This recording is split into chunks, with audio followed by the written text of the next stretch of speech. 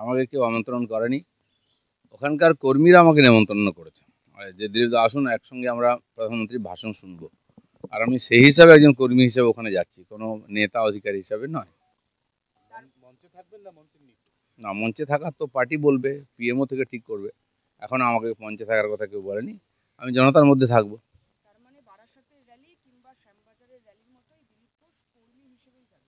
দিলীপ ঘোষ বেশ কয়েক বছর ধরে কর্মী হিসাবে থাকে, কর্মীদের সঙ্গে থাকে। যত সভা সমিতি দেখেছেন আমি সব জায়গায় উপস্থিত থাকি কর্মী হিসাবে। না, এখনো পর্যন্ত আমার কাছে কোনো ইনফরমেশন আছে। প্রধানমন্ত্রী তো এর আগেও একাধিক কর্মসূচি করে গেছেন এই রাজ্যে, সেখানে আপনি কর্মী হিসেবেও যাননি? না, একাধিক না, একাধিক সব জায়গায় যাই না তো। ইলেকশনের সময় উনি সমস্ত পার্লামেন্টেতে সভা করছেন, আমি কি গেছি? আমি ইলেকশন লড়ছিলাম। এই বছরে উনি আলিপুরদুয়ারে এসেছিলেন, তো এখান থেকে আলিপুরদুয়ার ভাষণ শুনতে যাওয়ার কোনো দরকার নেই, এত খরচা করে লোকজন নিয়ে। তো টিভিতে শুনেছি, যেহেতু আমাদের এখানে কাছে আসছেন, আমি ওখানে লোকসভার ক্যান্ডিডেট ছিলাম, তো কর্মীরা আমাকে রেখেছেন ওই সভায় যোগ দিতে, আমি তো চলেই যাব। না না, এই সভার জন্য কোনো আমন্ত্রণপত্র হয়নি, হাজার হাজার লোক আসবে, হয়তো 50,000 লোক আসবে, আমন্ত্রণপত্রটা নয়। লোক টিভিতে জেনে, আপনারা মিডিয়াতে জানাবেন প্রোগ্রাম, তো লোক চলে আসবে, পার্টির কর্মীরা তো এমনিতেই আসবে। না, পার্টিতে যারা সিনিয়র আছেন পুরনো, যেমন পশ্চিমবাংলায় আমরা এমএলএ এমপি দিতে পারিনি কবে। প্র্যাকটিক্যাল তো আমি আসার পরে শুরু হলো 16 থেকে 86, তার আগে বাই ইলেকশন একজন জিতেছিলেন।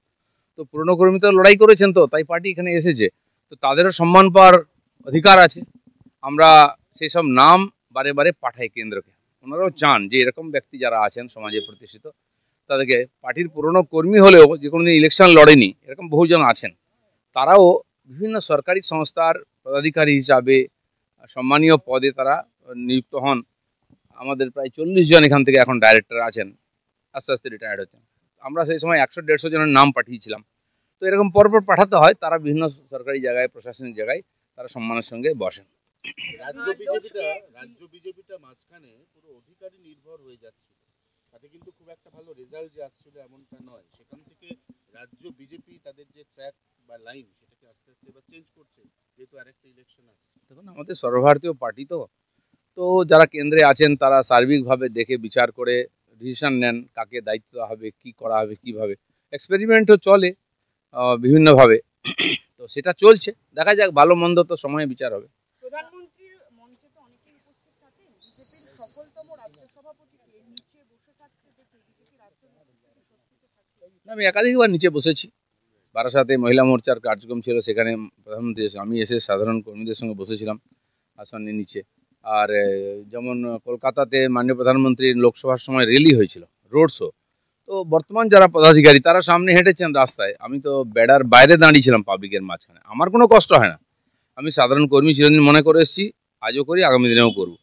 পার্টি আমাকে বিভিন্ন সময় বিভিন্ন দায়িত্ব দিয়েছে সংগঠনের, সেটা আমি করার চেষ্টা করেছি, তো সেটা আমার কাছে কোনো প্রবলেম নেই। কেউ ডাকুক বা না ডাকুক কি যায় আসে না, প্রধানমন্ত্রী তার জন্য যেতে হবে। তবে প্রধানমন্ত্রীর সঙ্গে ডায়েসে কারা থাকবেন সেটা একটা পুরোটা প্রোটোকলের ব্যাপার।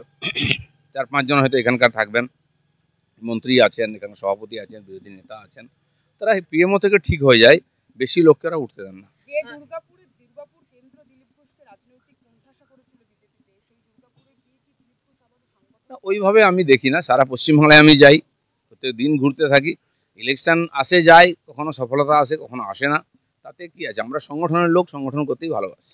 দিলীপদা, লোকসভা নির্বাচনে আমরা দেখেছি দুর্গাপুর, আসানসোল, বাঁকুড়া হাতছাড়া হয়ে গিয়েছিল বিজেপির।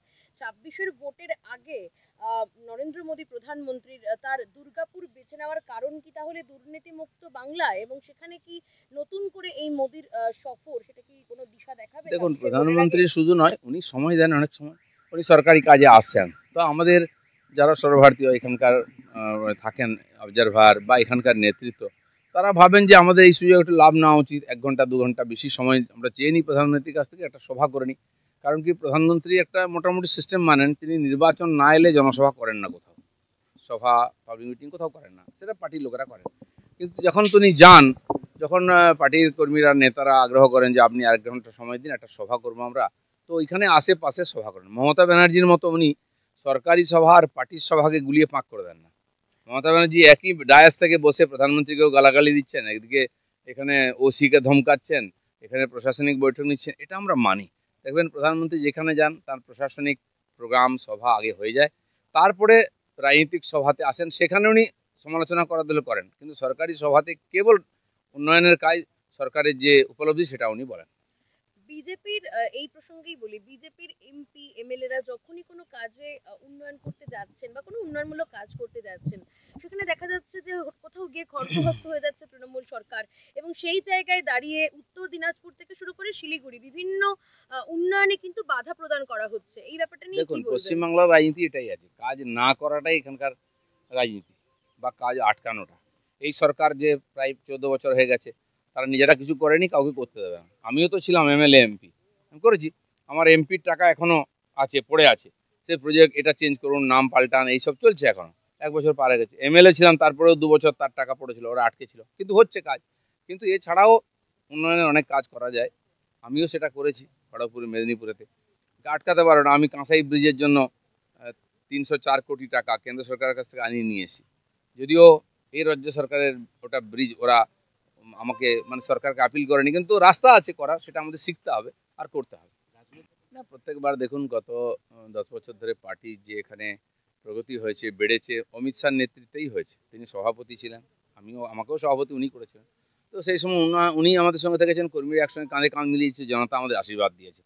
সেইটা থাকবে যতক্ষণ না বাংলায় পরিবর্তন হচ্ছে, আমরা সেই লড়াই করবো। আর অমিত শাহ তো একজন লড়াকু সেনাপতি, সামনেই থাকেন, আমরা ওয়েলকাম করবো। উনি এখানে এলে সাহস বাড়বে আমাদের করতে। এই গুঞ্জন তো প্রত্যেক বছর হয়, ডিম ভাতের উৎসব হয়, টিএমসি সেটা করবেই। আমি দেখলাম এবারে আমাদের পার্টির লোকেদেরও খুব উৎসাহ ছিল, উৎসাহ তাদের মধ্যে ছিল যারা ওখানে ডিম ভাত খেয়ে এসছে। আমাদের বিজেপির লোকেদের কোনো সমস্যা নেই নিয়ে, আমাদের পক্ষে না। ওটাই তো প্রশ্ন। আমি বাংলাদেশিদের, মুসলমানদের, অনুপ্রবেশকারীদের কষ্ট হলে মমতা ব্যানার্জির বুকে খুব কষ্ট হয়, তিনি রাস্তায় নেমে পড়েন। আমি বলছি বাঙালি মরছে, ঠিক আছে, বাঙালি তো মরার জন্যই জন্মেছে। সারা পৃথিবীতে সব জায়গায় বাঙালি যাচ্ছে, এখানে পেটের ভাতের জন্য যাচ্ছে আর মরছে, অন্য রাজ্যে যাচ্ছে, বিদেশেও যাচ্ছে। আমি বলছি পশ্চিমবাংলায় 1 মাসে দেখুন আপনি কতজন বাঙালি মারা যাচ্ছে, অন্য কোনো কারণে নয়, নিজেরা মারামারি করে। টিএমসির মধ্যে কত লোক মরছে দেখুন, আর সারা ভারতবর্ষ দুনিয়াতে কতজন বাঙালি অত্যাচারিত হচ্ছে। তো এই যে ঘুরিয়ে দেওয়া দৃষ্টিটাকে, নিজের অকর্মণ্যতাকে চাপা দেওয়ার জন্য মমতা ব্যানার্জি একজন অসফল শাসক, আর চিরদিন অযোগ্যতার দায় অন্যের ঘাড়ে উনি চাপিয়ে এসছেন। তো সেই জন্য বাঙালি বাঙালি করে লাভ নেই। বাঙালি কেন বাইরে যাচ্ছে? 40 লক্ষ বাঙালি কেন বাইরে গেছে? পেট ভাতের জন্য। আপনি খেতে দিন, কেউ যাবে না, পাঠিয়ে দেবেন। সবচেয়ে কঠিন কাজ, রিস্কি কাজ, যেটা কেউ করে না, বাঙালিরা গিয়ে করে পেটের দায়। কেন যাচ্ছে আর তার জন্য লাফাচ্ছেন? আপনার বাঙালির জন্য নয়, বাংলাদেশির জন্য কষ্ট। দেখুন, আপনি দিল্লিতে কাউকে জিজ্ঞেস করুন বাংলাভাষী দেখলে, বিশেষ করে মুসলিম, আপনি জিজ্ঞেস করুন কোথায় বাড়ি, বলবে কলকাতা। ভাষায় বোঝে, আমি ধমকায়, এই কলকাতায় কোথায় রে, বলে মুর্শিদাবাদ। কারণ মুর্শিদাবাদ থেকে Aadhaar card, ration card, voter card করে গেছেও, তাও মুর্শিদাবাদ নাই, সে বাংলাদেশের। তার হালচাল ভাষা দেখলে বোঝা যায়। তো সেই বাংলাদেশি অনুপ্রবেশকারী মুসলিমদের বাঁচাবার জন্য মমতা ব্যানার্জির খুব কষ্ট, আগেও করেছেন, এখনও করেছেন, আর ওদের দয়ায় বেঁচে আছেন। ওরা যা বলবে তাই করবে, আর তার জন্য উনি প্রাণপাত করবেন।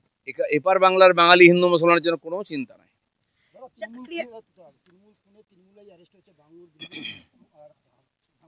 তৃণমূল খুনে, তৃণমূল অ্যারেস্ট শুধু নয়, তৃণমূলের খুনির যারা খুন হয়েছে, যে তার বাড়ির লোক সিবিআই চায়, এটা আরও বিড়ম্বনা।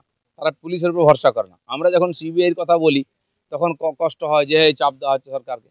তোমাদের লোকেরা কেন সিবিআই চাইছে? কারণ এই সরকার আর এই পুলিশ, এই দুটোর উপরে, আর মুখ্যমন্ত্রী, কারো ভরসা নেই এদের উপরে।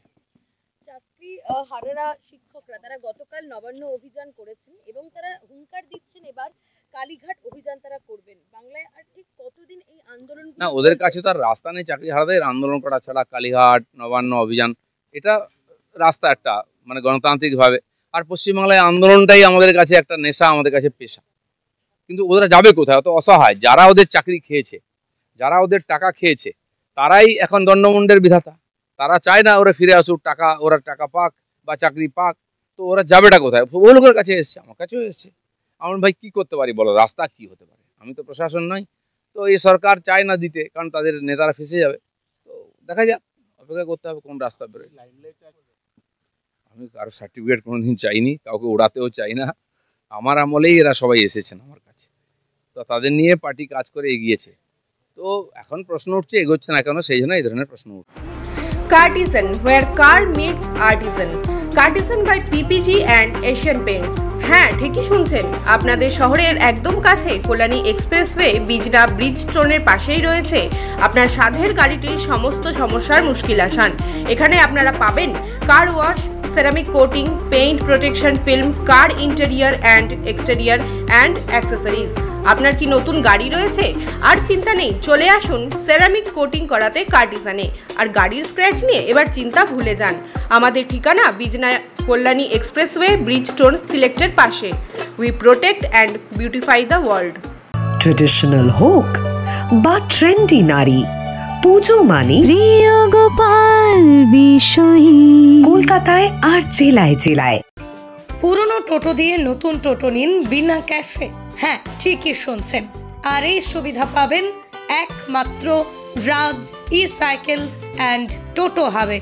এছাড়াও এখানে অতি সুলভ মূল্যে মাত্র 12,000 টাকা দিয়ে যে কোনো সাইকেলকে ব্যাটারি সাইকেল করা হয়। যে কোনো ভ্যান, রিক্সা, পুরনো বাইক বা স্কুটিতে ব্যাটারি মোটর সেট করা হয়। এখানে চলছে বিশেষ অফার। এছাড়াও এখানে পাবেন ব্যাটারি সাইকেল, স্কুটি, টোটো ভ্যানের লিথিয়াম ব্যাটারি, চার্জার অতি সুলভ মূল্যে। আমাদের ঠিকানা কাঁচরাপাড়া, সিটি বাজার। আমাদের ফোন নাম্বার 8100071948।